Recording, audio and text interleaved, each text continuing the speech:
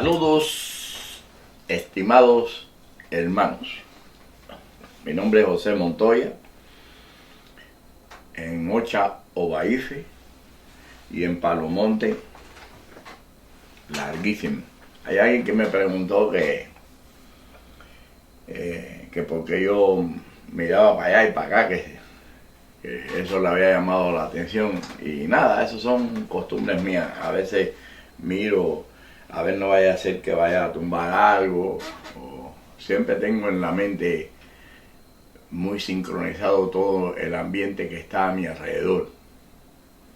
Y todo lo rememorizo. Es como si fuera se llaman vistas fotográficas. Y cuando entro al sitio, inmediatamente yo lo miro, sé todo en las posiciones que están, y si voy a hacer un movimiento, rápidamente ya estoy observando en mi mente que puedo darle un golpe a algo, o tumbarlo, o dar un mal paso. Y entonces, para asegurarme, siempre observo, porque eso es lo importante en el mundo espiritual. Es asegurarse de todo. Cuando usted se asegura de todo, usted tenga la completa seguridad que ya está venciendo muchas batallas. Y hoy vamos a hablar de algo que les voy a ir adelantando, pero que no necesariamente es completamente todo. Es una parte, porque eso es muy largo. Pero bueno, voy a adelantar una parte hoy, porque ya lo he repetido varias veces, la famosa libreta azul. Y entonces hoy voy a hablar de lo que son los zambias en zombies, los muertos vivos. ¿Existen los muertos vivos en nuestra existencia? Sí existen. Y yo hoy les voy a contar cómo es y por qué existen. Pero antes, les diré algo. Yo siempre tendré algo nuevo que esgrimir, por decirle así, en nuestras prácticas, en el mundo espírita, en el misterio de la naturaleza, en el misterio de la creación, porque he aprendido de todo lo que se mueve. Si voy a estar en algo, voy a estar completamente informado, full, no quedarme a medias, ni un pedacito, ni hasta aquí. No, sigo avanzando, y hoy en día, con todos los conocimientos que yo pueda tener, yo sigo buscando información ancestral, información espiritual y celestial, sobre todo buscando la mayor comunicación que yo pueda con los seres celestiales, los espíritus. Y aquellos que no son espíritus, pero que se mueven misteriosamente por nuestras galaxias. Y ahí eso es otro tema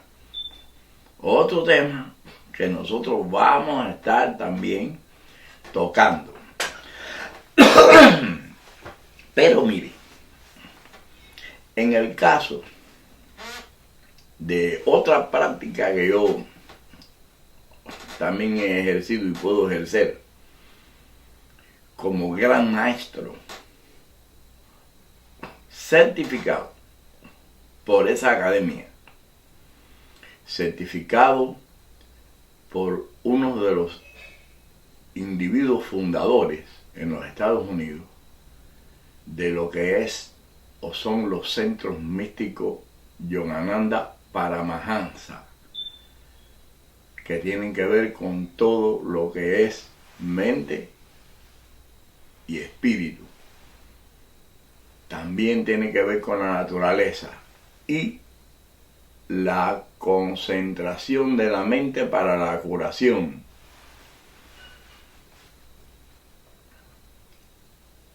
Paramahansa Yogananda era el líder primero, fundador de esa fe, de esa creencia. Y yo, todo lo que hablo y digo, lo detallo, doy fechas, qué sucedió, cómo fue, cómo funciona. Y en los Estados Unidos de Norteamérica, yo soy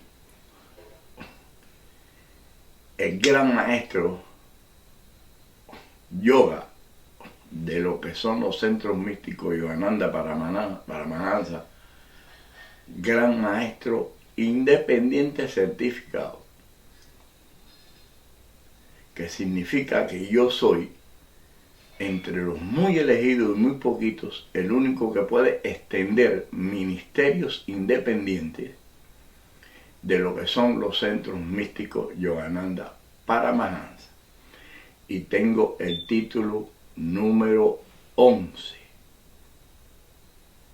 de los millones de millones de millones que están titulados. Yo soy el número 11. Y aquí te ve este carnecito, este certificado. Mira.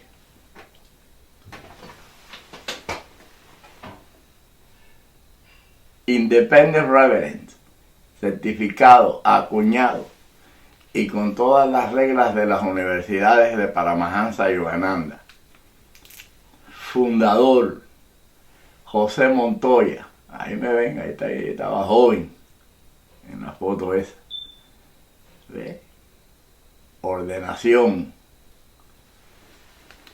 Y aquí dice que yo soy el 00000 punto número 11. Mírenlo debajo de la foto. Y está válido por vida en esta y en la otra. Significa que nunca se vence. Y esto está acuñado y certificado por el doctor, gran maestro de maestros, Juan Jones. Que Juan Jones, yo lo conocí en los años 80, en el año 1985, y fui junto con él el que lo ayudé a él como gran maestro independiente que llegó de la India después de tantos años, o de allá de todas esas montañas que estaba él estudiando y conociendo, a montar estos ministerios en los Estados Unidos de Norteamérica. Tengo un récord de historia como para hacer un libro. Y ya me han hablado, me han dicho, ¿cuándo vas a hacer un libro? Porque tú no haces un libro de todas las historias y todas las cosas y qué sé yo. Y yo lo voy a hacer. No se preocupen. Y si no, ahí se van a quedar los videos. Y si no, aprendan ahora. Porque los conocimientos que yo le transfiera a las personas es lo que a mí me interesa. Y si en una oportunidad de la vida alguien se acuerda de reconocerlo, pues bueno, ya tendrá la venia y la gracia de Dios por ser honesto. Pero hablemos de los Zambian Zombies, porque el tema del yoga es después. Vienen ya las sesiones de yoga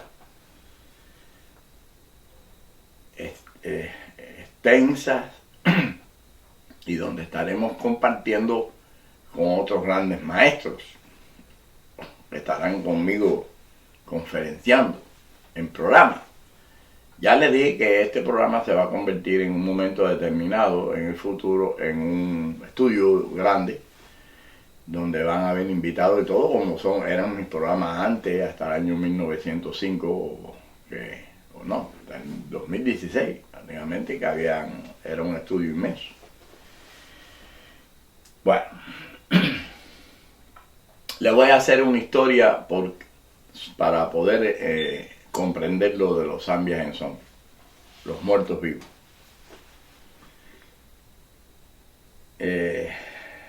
Yo estoy iniciado desde que abrí los ojos prácticamente, desde muy chiquito. Palo, santo, metido dentro del mundo de los espíritas, de los espiritistas.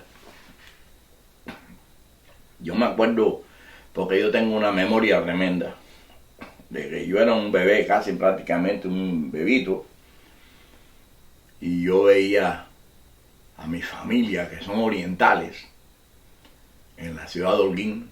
Yo nací en la ciudad de Holguín. Me crié desde muy pequeñito en La Habana, pero soy holguinero. En la misma ciudad de Holguín, Agramonte 105. Es una casa que yo la considero sagrada, y además por los mandamientos de Esteban está considerada sagrada. Por haber yo nacido ahí, y yo me llevo por lo que los espíritus dicen. Entonces, yo veía a mis familiares, por la parte de padre, que eran unos espiritistas empedernidos. Y trabajaban en cordón. No era así sentado en sillas ni nada de eso, era en cordón y parado. Y yo ahí mirando desde chiquitico, y en aquello no me asombraba ni los gritos ni nada de eso, nada de eso. Yo para mí era como si eso yo lo conociera. Y yo tengo una tía que está viva. Creo que en este momento cuenta como con 100 años, una cosa de esa. Que es una espiritista de esa horrible, tremenda. Famosísima en la ciudad de Holguín. Ella se llama Ana Montoya. No sé si tiene otro nombre intermedio, pero sé que es Ana Montoya. Y mi abuela materna también era espiritista. Entonces todos eran de una forma u otra espiritistas, menos mi padre. Mi padre y mi abuelo. Mi abuelo era uno de los fundadores de la logia de lo que son los Orfeos en la ciudad de Holguín, y creo que en Camagüey, porque él en su juventud, cuando se fundaron las logias en el 1925 de los Orfeos, que son los que le llaman Illuminati o Iluminados, él es el fundador, uno de los fundadores de esa logia. Y después fue a la logia número 11 de Holguín. Mire, para que usted vea la trayectoria espiritual que yo traigo. No solamente mis mayores de Ocha y de Palo, sino familiar. Y mi padre era también un orfeo, un iluminado, que en inglés le dicen Illuminatis.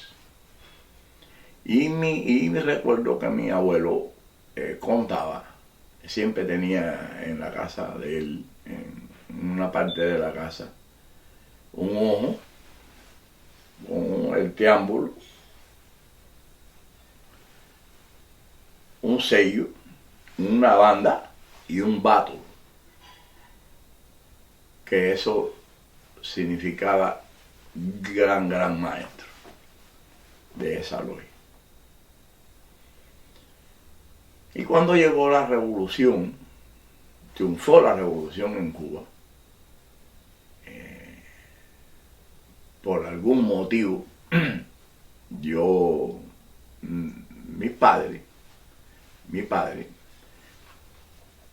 no continuó practicando lo que es esa sociedad de Orfeos iluminados o Illuminati, pero nunca deja de serlo. Y eso tiene sus reglas de descendencias y herencias. Y se va heredando de hijos para hijos lo que es este triángulo, ese ojo, esa banda y ese bato. O sea, es como un puño, un bastón, o un cuerpo como si fuera un puño. Ustedes lo pueden buscar por ahí, por internet, para que sepan cómo es. Y al fallecimiento del padre lo hereda el primogénito y después lo hereda el otro primogénito. En este caso, ya mi abuelo falleció con ciento no sé qué años y mi padre también falleció y sería yo soy el heredero, sería yo el heredero de esa banda, de esa consagración. Y yo, como es lo digo, he tratado de buscarlo y conseguirlo, comunicándome con mi familia en la parte oriental de Cuba, en Holguín, y no saben dónde se metió eso. Esto es... Bueno, yo no quiero hablar nada de... A mí no me gusta hablar de la familia, bueno, ni las cosas que tienen que ver. Bien.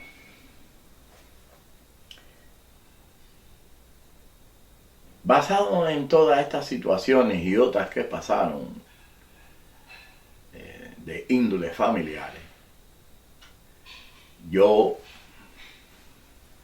me convertí desde muy niño, en un espíritu liberto. Y le di lo que ellos llamaban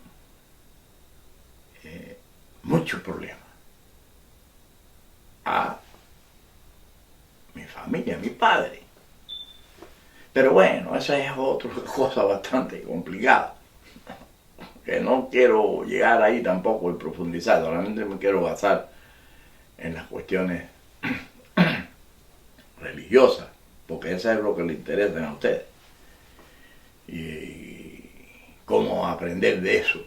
Y todo esto es bueno para aprender, pero bueno.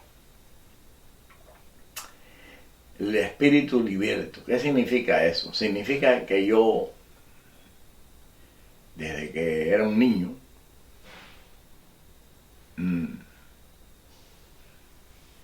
9 años, chiquito,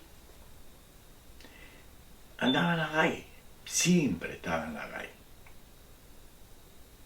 En la calle, no estamos hablando de enfrente de la casa jugando. Salía supuestamente para la escuela y yo no iba para la escuela. Cogía rumbo Catanga por ahí, a donde me llevara la mente ese día.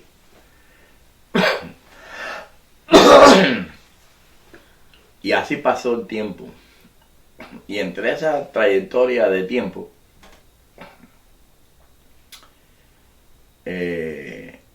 ya sobre los 11 años de edad, entonces yo era prácticamente, ya era un hombre. Ya a los 11 años de edad ya yo era un hombre hecho y derecho. Con unos conocimientos de la calle espantosos. Y yo a esa edad andaba por donde quiera, en Cuba. Hubo una oportunidad en el que yo me fui a Oriente con 11 años de edad y nadie sabía dónde yo estaba y dieron parte a las autoridades porque pensaron que me había pasado algo, que me había desaparecido, porque no dije para dónde iba, de La Habana a Oriente. Y me capturaron, la policía me capturó en una ciudad que se llama Jibara. Allí estaba yo con 12 años, 11 o 12 años. Metí en un club nocturno donde no podían entrar los menores de edad. Era una fiera. Me colaba por donde quiera. Y allí estaba junto con los demás, con los hombres, como si fuera un hombre, tomando, fumando, como un loco. Y era líder. Esos hombres me respetaban con 12 años. Me respetaban, que les digo que me respetaban, que al punto de temerme. ¿Por porque era un muchacho muy noble, con un gran corazón. Yo quería mucho a mis amigos, a mis amistades y a todo el que se hacía amigo mío o compartía conmigo, pero era extremadamente peligroso, extremadamente peligroso. Eso me costó que cuando me capturaron y yo, bueno, ahí fue donde me cogieron y me localizaron, pero yo salí huyendo y logré llegar hasta la ciudad de Holguín.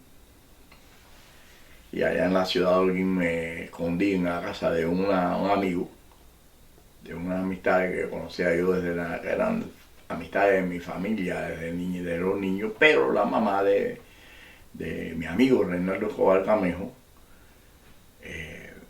vio que eso no era correcto y que podían haber problemas graves, yo estar escondido en esa casa, y se comunicó con la familia y les dijo que yo estaba bien y que yo estaba ahí, en la casa de ellos.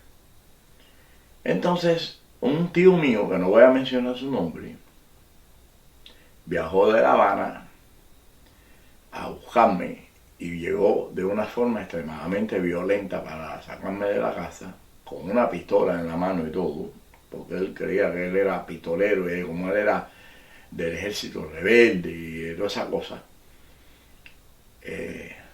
resultó ser que por nada termina aquello en una desgracia, porque yo cogí un machete y me le enfrenté y le fui para encima con pistola y todo. Por eso les estaba diciendo que era un espíritu liberto y peligroso. Entonces, se metieron los vecinos, se formó el rollo, el lío, y sacan para afuera y qué sé yo. Y entonces los vecinos lograron convencer a ese tío mío de que sí, que yo iría para La Habana y que ellos me van a mandar, que me van a poner en el bus, en la guagua, y que me iban a llevar para allá y que esto, y mejor se va, y vaya y se va a ver un muerto aquí, y va a ver esto, usted lo ve, él no es fácil, él es un niño, pero no es fácil, va a tener que matarlo. Y ahí se formó. Y yo, señores, era como si yo tuviera un demonio arriba en mi mente, listo para irle encima. Era horrible aquello. ¿Qué es lo que pasaba con José Montoya, el niño José Montoya? Era un problema psicológico, tenía que ver a lo mejor con algún tipo de anomalía psicopática. ¿Qué es lo que sucedía? Bueno, eso simplemente se trata de una combinación entre cuadro espiritual, situación social y familiar, incomprensión a los misterios de la naturaleza. Y si yo les expliqué esto anteriormente, es para que vayan tomando conciencia de que las cuestiones espirituales hay que tomarlas en serio, y que las cuestiones espirituales, los asuntos espirituales involucran todo, involucra la realidad actual, la realidad del pasado, la realidad de las vivencias de vidas antes pasadas, y quizás, y estoy 100% seguro, de vidas futuras, donde usted retorna del futuro espiritual, de otras dimensiones donde ya usted escaló, porque es enviado a otras dimensiones inferiores a enseñar, a educar, a llevar sus conocimientos y sus vivencias y su desarrollo espiritual Y su visión, al que le toque eso y esté aquí en esa forma, esa visión es una visión casi celestial, debido a esa ascendencia espiritual tan grande que tiene y en la que Dios o los Dumare o los Finalá lo asigna a otras dimensiones inferiores para venir a rescatar la verdad de su creación, la verdad del ajuste espiritual con la que Él dotó a la creación. Un ajuste que, aunado a la materia, ha sido corrupto, lo han corrompido, lo han destruido precisamente las mentes del mal. Porque la misión de Dios, de Olodumare, de Olofin, de Alá, es la de rescatar a los espíritus buenos de posibles ascendencias y mantener encerrado en las latitudes de la carne y de la creación, donde Él precisamente reserva y conserva a los que tienen que vivir el sufrimiento de la carne atormentada en el propio placer. Porque es un placer vivir, es un placer ser multimillonario, es un placer disfrutar de todo lo que nos brinda la riqueza y la buenaventuranza. Es un placer disfrutar del sexo, es un placer disfrutar de lo que nos corrompe la mente, que lo hacen las personas que consumen estupefacientes. Es un placer beber, es un placer fumar. Y nosotros amamos la vida, porque es un placer tormentoso. Significa que la mente humana, cuando el espíritu no entiende, que está ocupando el cuerpo, porque no está educado, es, podemos decir, un espíritu que disfruta la existencia dentro del placer y el tormento, el sufrimiento. Porque lo único verdaderamente nuestro en esta existencia es el sufrimiento. Y no importa quiénes seamos y de las dimensiones que vengamos, ni la gran magnitud que podamos tener de ascensión espiritual y de fuerza, que siempre nos va a acompañar en nuestras almas el sufrimiento de lo que vivimos y hayamos vivido. Y si usted lo ajusta, usted se dará cuenta y comprenderá de que el sufrimiento y el placer van de la mano. De la mano. Porque yo conozco a muy ricos y multimillonarios que están pasando internamente dentro de su existencia un sufrimiento que es horrible. Y usted podrá decir: yo prefiero sufrir rico y multimillonario que pobre y muerto de hambre. Pero resulta ser que hay veces que los pobres y los muertos de hambre son más felices que usted. Porque esos son espíritus que no tienen que preocuparse de qué es lo que van a perder. Y son de muy poca esperanza de pensar y convertirse en algo enfermizo, el lograr ser multimillonario. Quizás lo piense y quizás un día lo quiera hacer y aspirar. Eso es una aspiración de todos, pero al final terminan ajustándose a su realidad. Sin embargo, no tienen nada que perder. No tienen que preocuparse por perder su mansión, ni su yate de 3 millones, ni perder el placer de poder vivir. Y entonces llega el momento en que se descuida y lo pierde todo.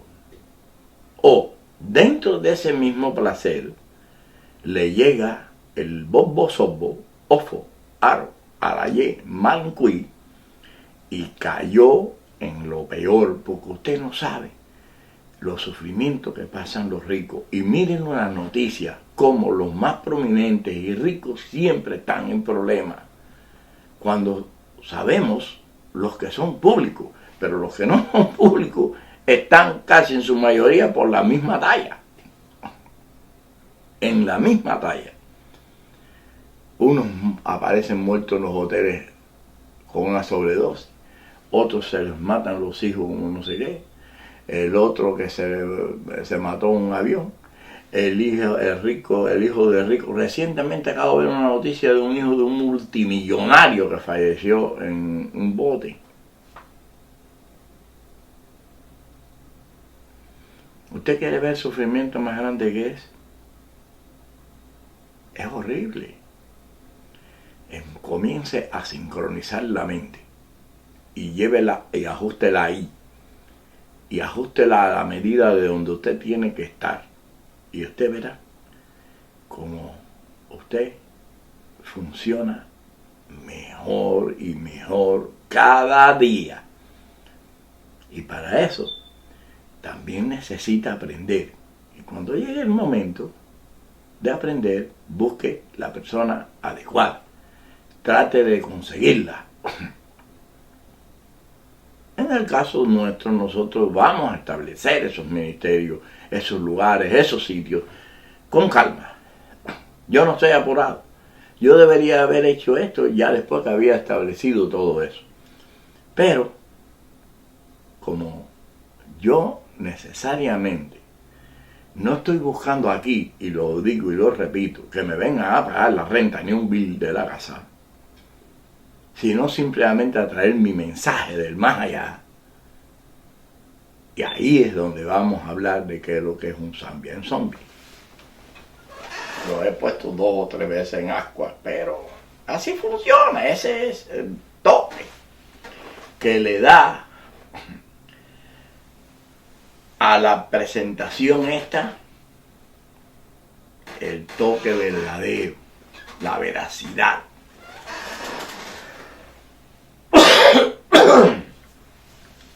Espero que el asma hoy no me empiece a fastidiar hablando, porque entonces tendré que cortar y hacer la segunda parte. Pero bueno, cuando hablo mucho empieza la chivienda. ¿Qué pasa?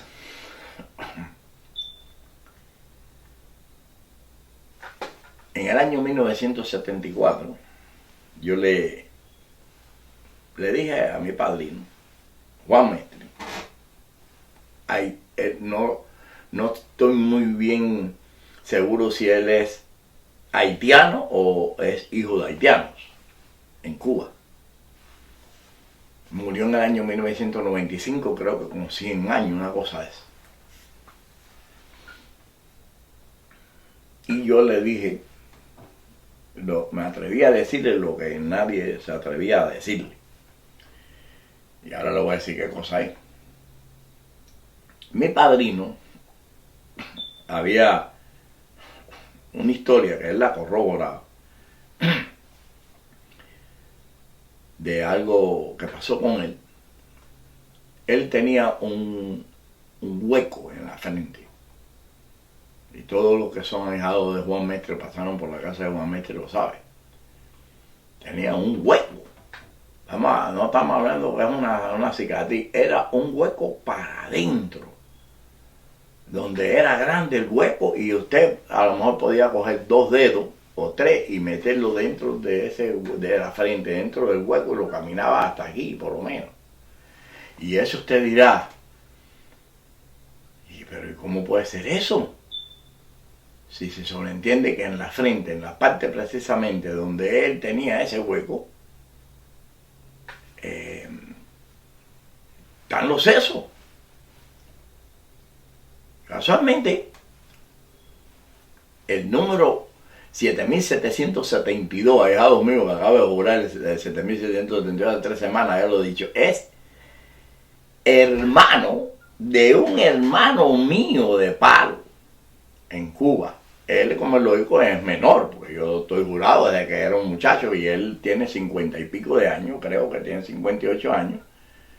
Y entonces no sé cuándo lo juraría Juan Mestre, así hace 30 años, 40, no sé cuánto, pero bueno, imagínense usted, ya cuando él se juró ya yo tenía tongas de años jurado. Pero es hermano mío de Pablo, conoció a mi padrino, pues su padrino es mi padrino. Yo en una escala más anterior y él en los últimos años sería de mi padrino. Murió en el 95. Y él, mi ahijado, que juré, me acordó del hermano mío ese que le dijo que su padrino tenía un hueco en la frente. Y entonces, sí. ¿Qué pasó? En los años de la colonia, no sé cuándo fuera eso, él era, ¿cómo se llama esto? Que manejan tren. Era locomotorista, creo que se dice. Y entonces, hubo algo que pasó que él, no sé qué fue lo que pasó, que él sacó la cabeza de la máquina. Recuerden que las máquinas de hoy en día no son como las de antes ni los sistemas. Y entonces, para no sé qué fue, mira, yo no sé qué fue lo que pasó. Y vino un palo, una cosa de esa, que de las líneas, yo no sé qué, y le dio págata y lo mató. Lo dejó muerto. Y el asistente de maquinista inmediatamente a la emergencia, y el hombre estaba muerto. Murió instantáneamente. Estoy contando cómo es la historia y cómo lo contaron las personas, que como sucedió, incluso personas de esa época que yo conocí y su propia esposa, porque mamá, que es como le decían a su esposa, era su esposa cuando le ocurrió eso. Y murieron juntos, un matrimonio que murió juntos. Y entonces, el padre de Juan Mestre, que era un vudú, y él era un vudú, Juan, ahí donde viene la cosa, vaya preparando, le dijo a la familia que su hijo no iba a ser enterrado y que su hijo iba a resucitar.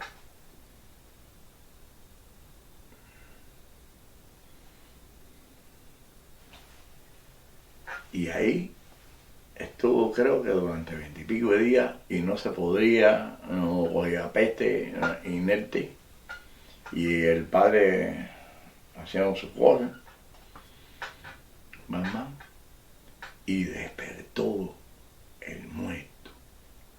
Despertó el muerto.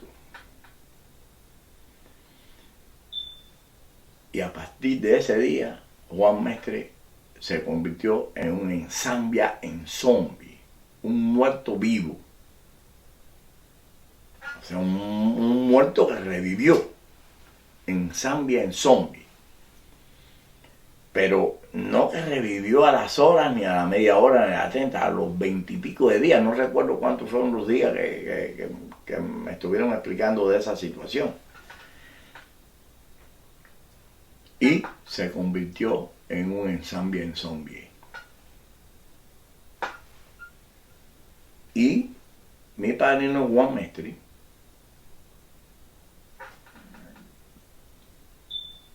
conocía el secreto del ensamble en zombie y del muerto vivo. Tenía cientos de ahijados, de miles de ahijados, y nadie conocía eso. Todo el mundo sabía que él practicaba el ensamble en zombie, que conocía los secretos, pero nunca jamás en la vida los revelaba a nadie. Ese era un arma que tenían guardado. Podemos considerarlo a él como un ancestro, porque imagínense ustedes, desde los años de la colonia.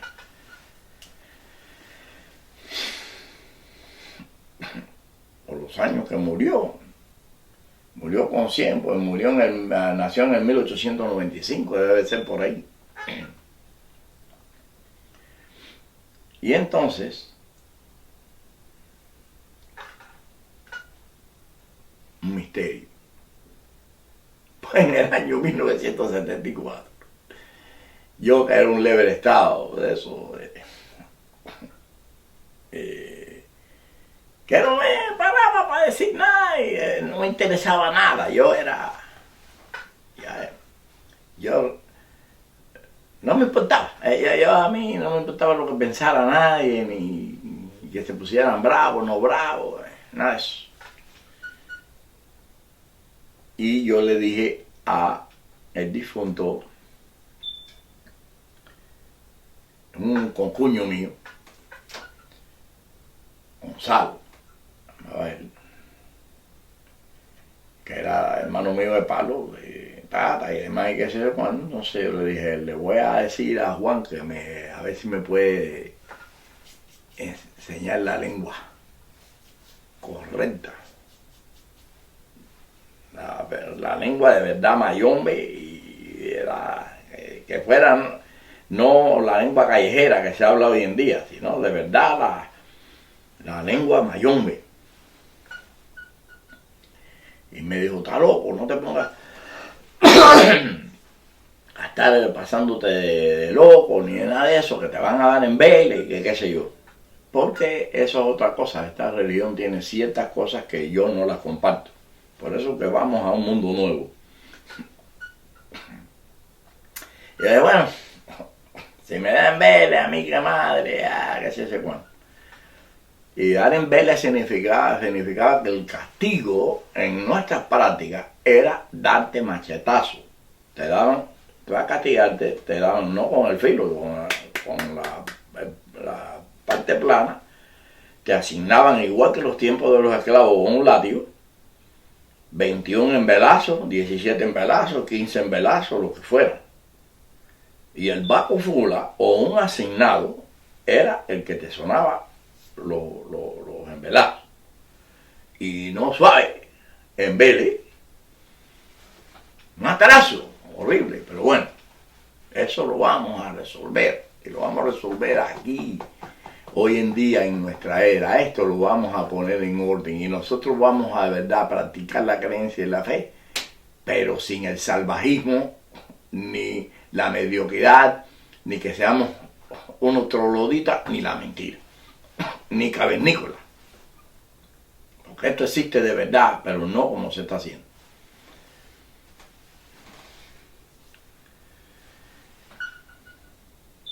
Resultó ser que fui y llegué allí y le dije,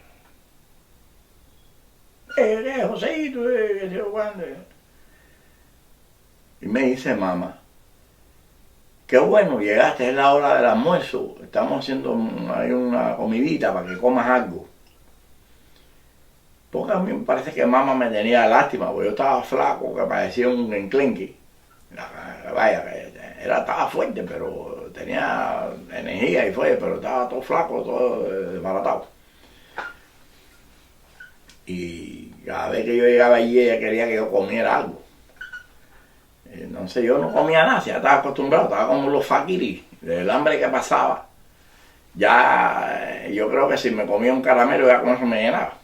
Y así, los cubanos, un poco de agua con azúcar y un pedazo de pan y dale, eso era hasta la semana que viene.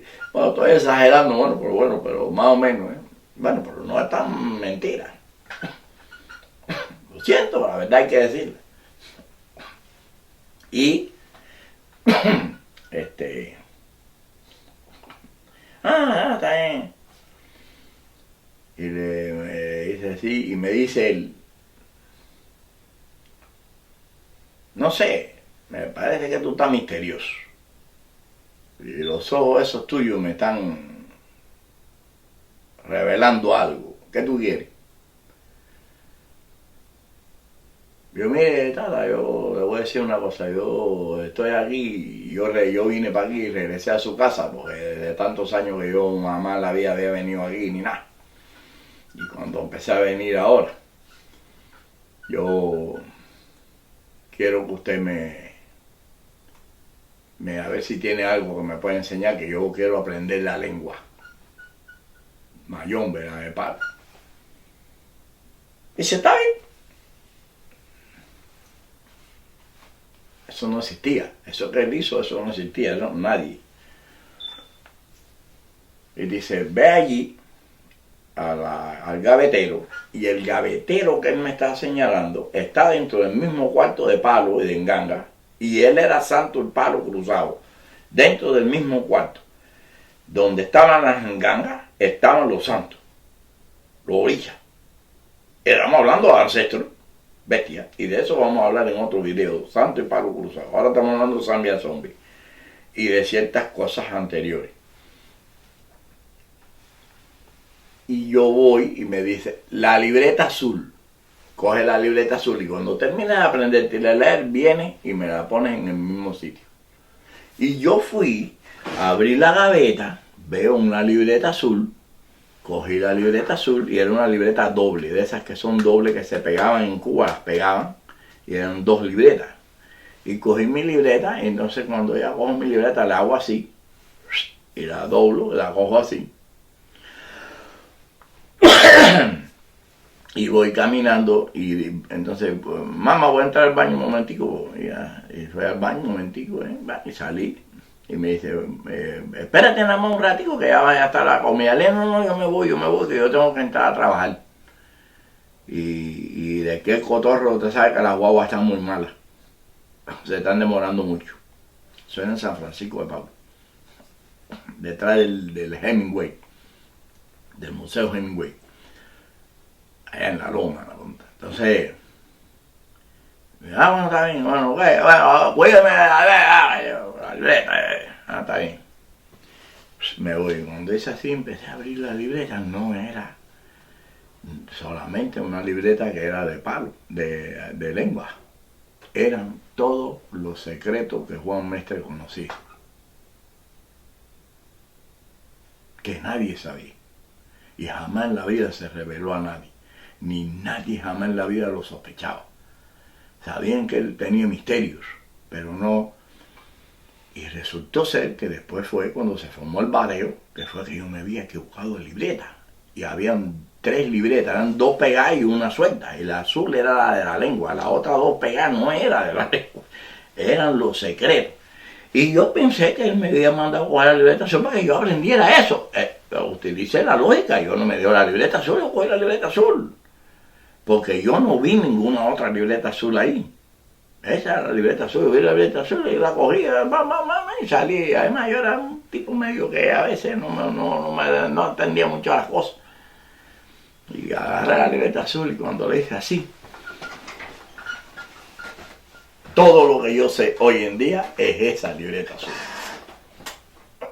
Y esa, más la venia en las comunicaciones que tengo espirituales, que me confirman y además me revelan otras cosas. Pero lo monstruoso que yo conozco, y le voy a decir monstruoso porque usted ni se lo imagina, lo que había dentro de esa libreta, y lo que yo sé y yo conocí, fue por esa libreta. Incluyendo todos los secretos habidos y por haber que puedan existir, que no lo conocen mucha gente aquí, no lo conoce, yo creo que no lo conoce nadie en este mundo, porque pertenecía a esas personas y más a un individuo que era un Tatenquisimalongo Yaya, era un Babaocha y era a la misma vez un Ensambian Zombie vudú. Tenía una combinación extremadamente interesante. Y yo me gustaba mucho leer. Yo era una persona, en aquella época, en aquel tiempo, era un lince leyendo, leía que era tremendo aquello. Y libros y de todo. Inclusive yo leí hasta la historia del Padrino, de Vito Corleone, en los años 70. Me dieron el libro, un libro del Padrino, se llamaba el libro, y me leí y en Vito Corleone, y después tuve la suerte de ver las películas acá en los Estados Unidos. Y marxismo-leninismo, filosofía socialismo dialéctico, la historia universal, mitología griega, todo lo que se moviera yo lo leía. Y era pero era un analfabeto escribiendo. Vaya, a mí quien me enseñó a escribir correctamente bien fue mi esposa. Mi matrimonio, hoy en día nos casamos, somos novios desde que teníamos 16 años, nos casamos los 19 creo. Y ahí estoy hoy en día junto, que le debo todo, le voy prácticamente muchas cosas yo se las debo a mi esposa. Incluso hasta evitar muchas cosas graves y grandes en mi vida. Y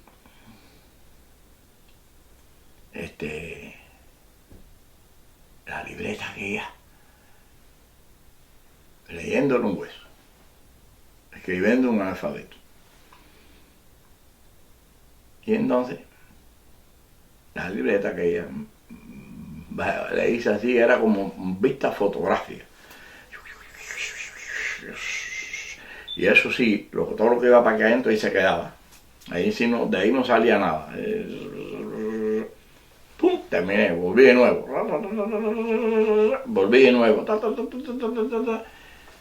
Porque había algo que me decía que moviera las cartas rápido, porque no sé, yo rápido moví las cartas.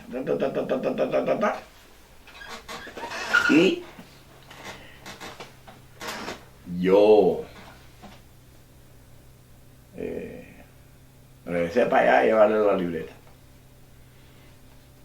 Sí, tata, aquí traigo la libreta que se jugando. Y dice, pon eso donde la cogiste, pero cuando voy pasando parece que miro y me digo, Pepe, un momentico. Vean, ¿qué libreta es esa que tú tienes? Cuando yo le enseño, ahí estaba presente en ese momento, cuando yo llegué, un palero horrible, también muy famoso, Benny Cantero, que era también babaocha, y creo que era un batero. Ahí había el mocongo, era un mocongo, un encenillén o un mocongo, algo de eso, que era Bacofula, el Bacofula de la casa, que se llamaba Eduardo, vivía en Pobolote y murió, que era Bacuá, mocongo a Bacuá.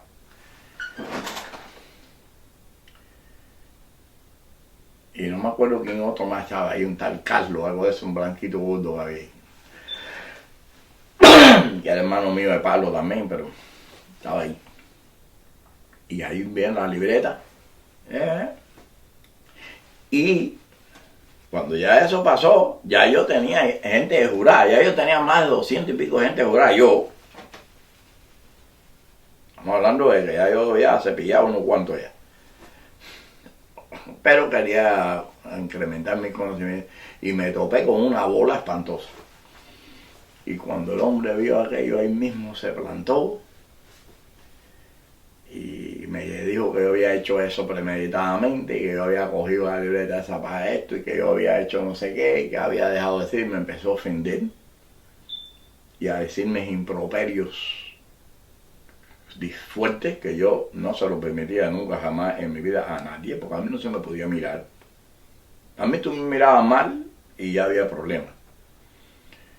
Y Benny Cantero le dijo, Tata, por favor mire eso, Tata, oiga, mire, ¿qué le pasa? Porque estaba fuera de control. Y el otro, y y llámame ahora a los mayores y vamos a este, porque lo vamos a dar en bélica, vamos a acabar con él, hay que matarlo. Hasta querían que me mataran.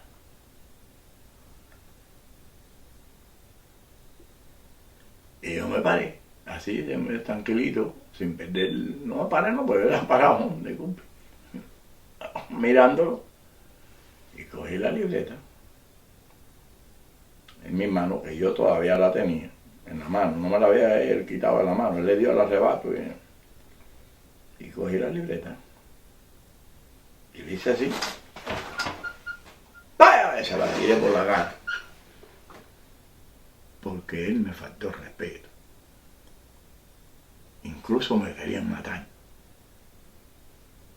Porque decían que yo no podía llevarme esos secretos, no, que yo no podía tener esos secretos. Y da la casualidad que junto conmigo habían dos de mi bacofula. O sea, el bacofula mío y un puntero, que yo siempre lo usaba de taranquero. Y eran malos, malísimos que eran los dos. Y me miraron y se pusieron alerta como diciendo, ¿qué pasa aquí? ¿Metemos mano? ¿No metemos mano? Ellos eran del Cotorro, yo vivía en el Cotorro en ese momento. Cotorro, La Habana, Cuba. Y el otro, y se formó una tensión ahí que fue tremenda de él. Y declararon que me iban a matar.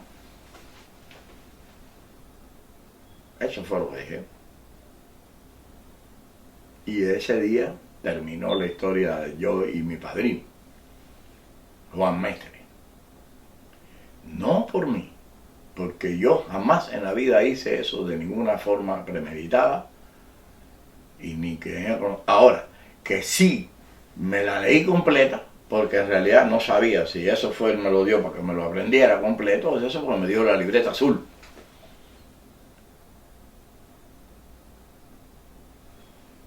Y entonces yo fui quien adquirí todos los conocimientos habidos y por haber y existente que conocía a Juan Mestre.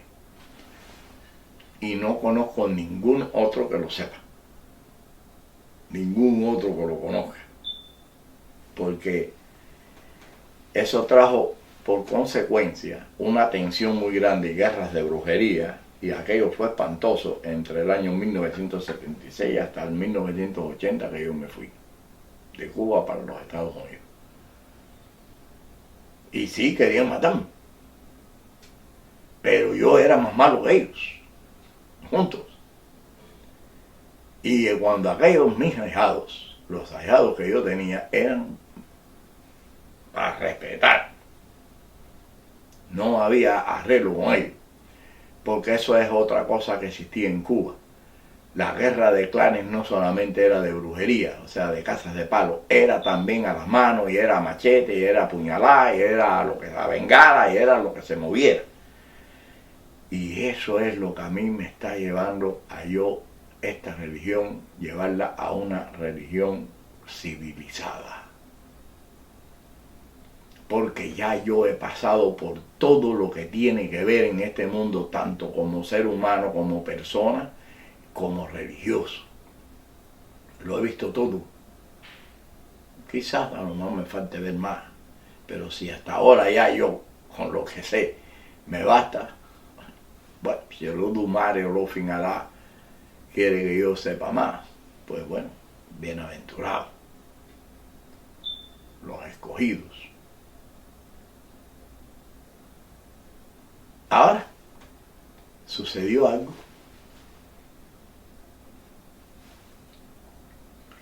En el año 1974, creo que fue en 73, 74, no me acuerdo.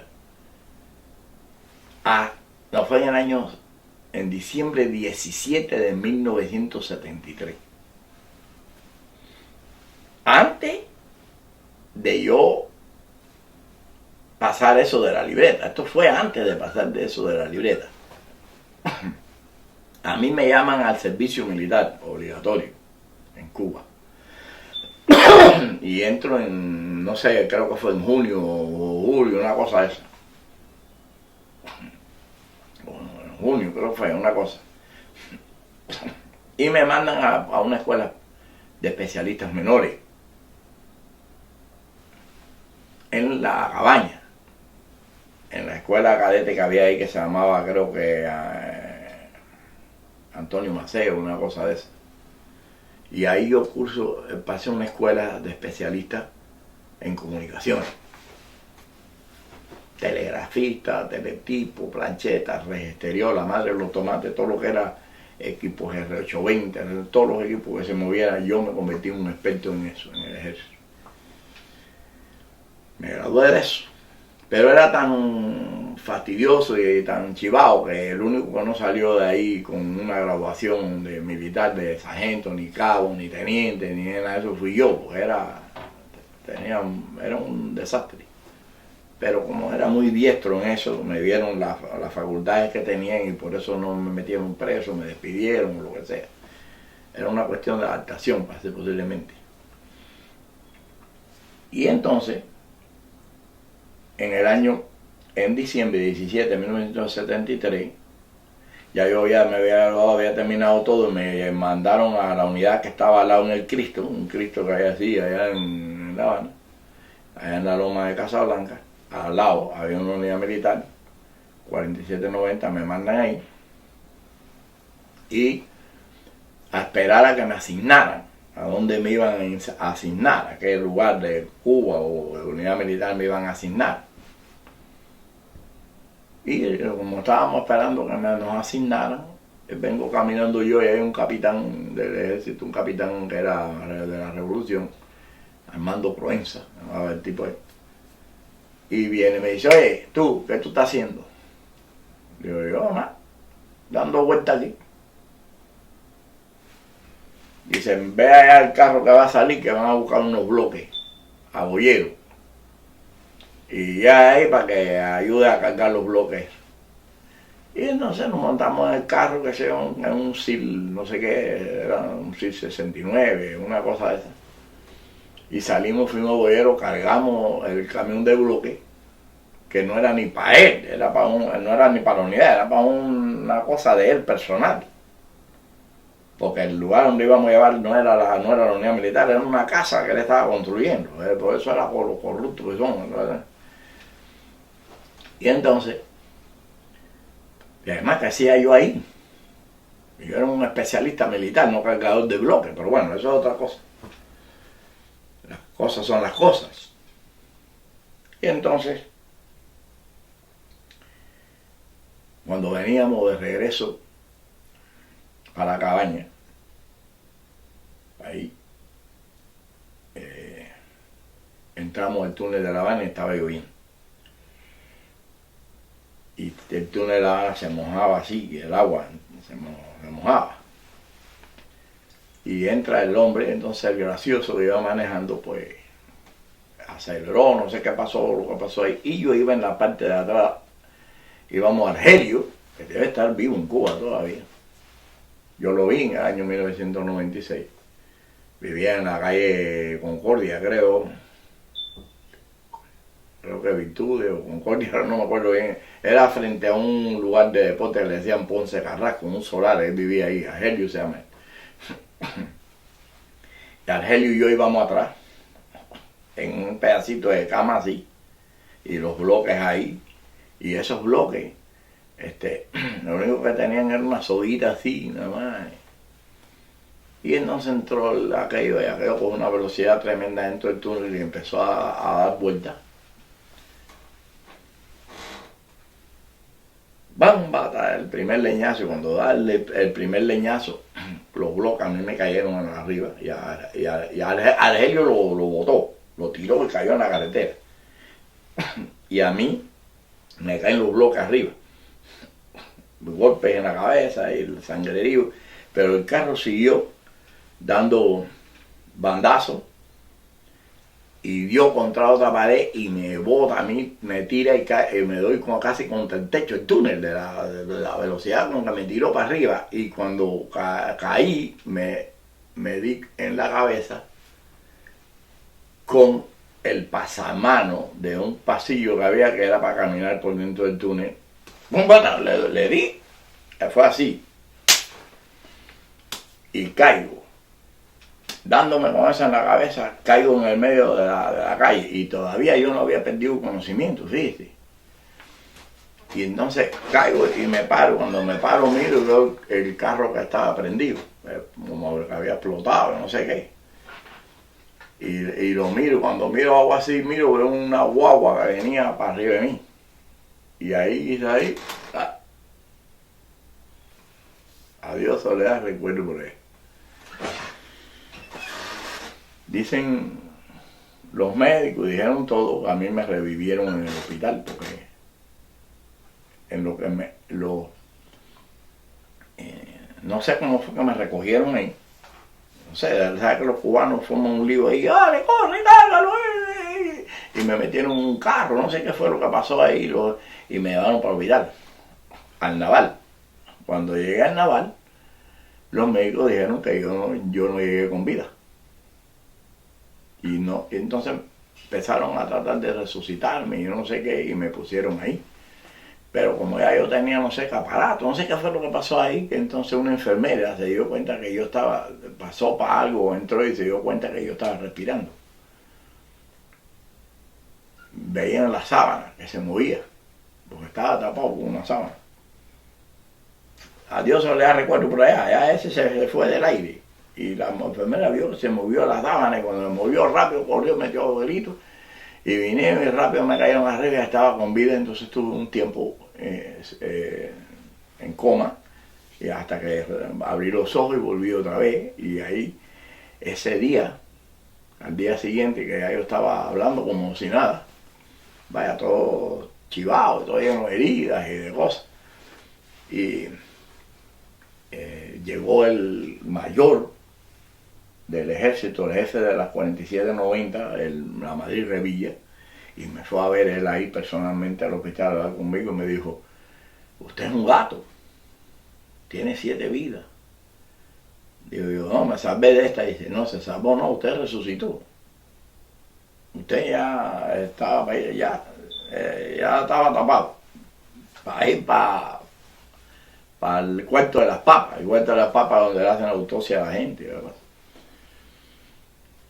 Y volví a vivir. ¿Cómo se llama eso? Muerto vivo. En Zambia, en zombie. Y después cuando yo capturé la libretica, años después, el otro año, el otro más, fue por ahí, de esa época, creo que fue el año siguiente que pasó eso con mi padrino. Y yo aprendí, ahí fue donde aprendí por qué el padre de mi padrino, cuando él revivió, él lo convirtió en un Zambian zombie.